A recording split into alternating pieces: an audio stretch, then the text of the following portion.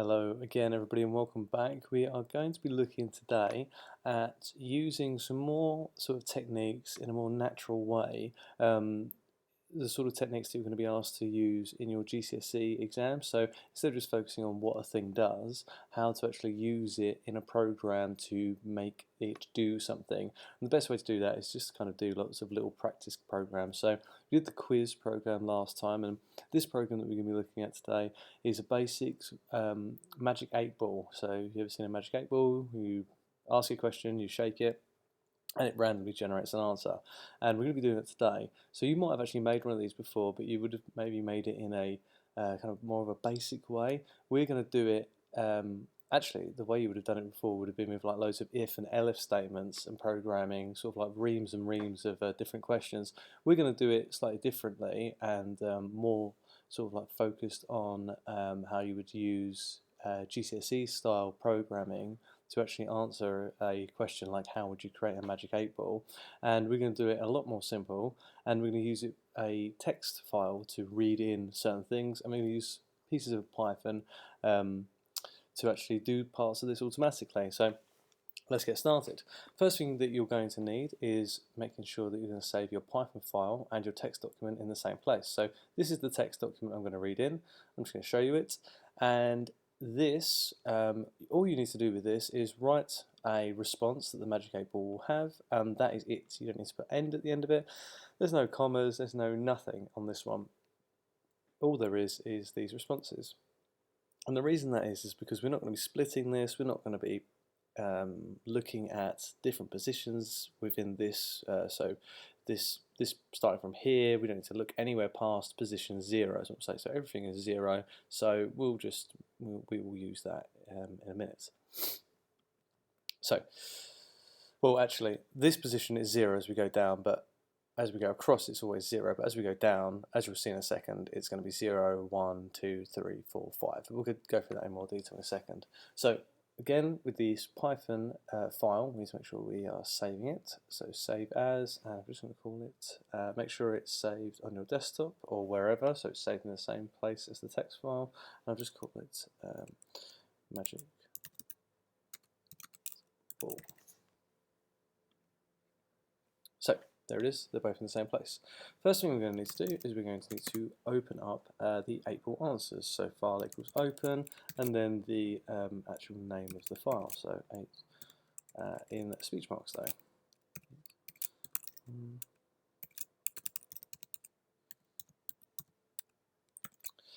And we want to make sure we open that in read mode. So we don't want to be able to edit it or anything like that. A couple of points here. I've used underscores when I've been saving this because file structures and things like that shouldn't really be putting spaces into stuff. I probably shouldn't have saved this with spaces in either, but it's always good practice to have underscores in when you're reading stuff in. It just makes it a little bit easier and stops a few of the more obscure errors from happening, which you may have later on. So what we're going to do now, we're going to use a function. We've used read line before. We spoke about read line where it will look at the line which is in the document and it's on, and every time you look at using read line again, it will then look at the next line. And it actually has another function as well. So file dot, instead of read line, if you do read lines, what this will do is it will look at all of the lines in the text document and it will index them. So it will actually read everything in this text document and it will create an index for it. So it will be every line will have its own index. So this line will be 0, this will be 1, this will be 2, 3, 4, 5, and so on if you carry on going. So that's what it does. If you print it out, read lines, you could print out the whole document, and you do a number of other things with read lines. But the reason we're going to read it all in is we're going to randomly select one. Read lines also, from this we can generate a length of the file. So what that means is that we can use the len function so that we can keep adding stuff to here, and it'll automatically make sure it selects from all of them. So at the moment I've got 6 different responses. If I was to just allow my program to select from just those 6, it means that whenever I update this, I have to also update when, instead of it saying select from those 6, select from those however many more.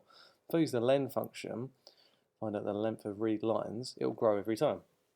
So let's get actually using this.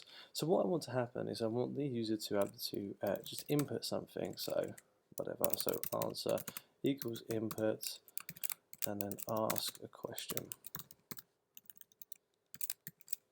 And then the output is just going to be a random line from read lines. So all I'm going to do is I'm going to do print, and I'm going to print lines, and what I want to print is a random number. So actually before I do it, I actually need to import random. So do imports at the top here.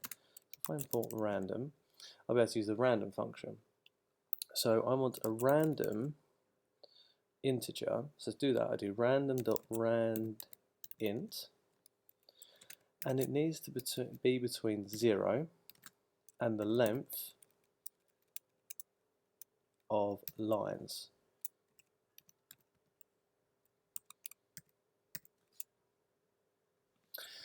What I'm saying here is I'm saying start at the line that you're going to select is going to be a random integer between 0 and the length of that file. So this here, actually I'll finish out first of all.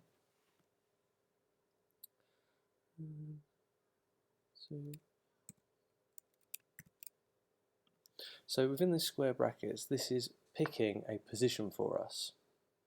This is saying start from 0 here, this is 0, and between 0 and the length of this file, so however many this goes down, so if I carried on going, select one of those lines. And let's have a look to see if it actually works.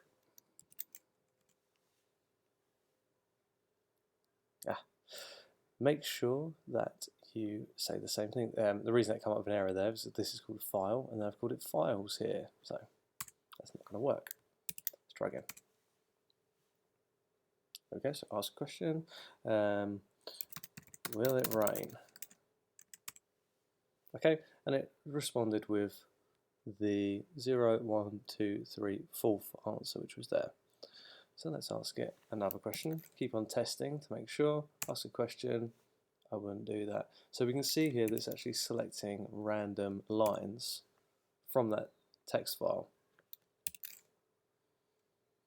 And you should test it to make sure that it doesn't actually get an out of bounds error or anything like that. So that's a very short and sweet program for you, but it uses a lot of the kind of things that you're going to be using in your controlled assessments. One thing that you could make sure you do as well is just close the file as well, just making sure that you don't accidentally edit it.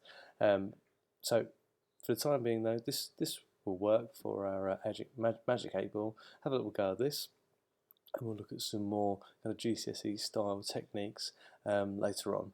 Alright, well I hope you got a little bit out of that, and we'll see you next time.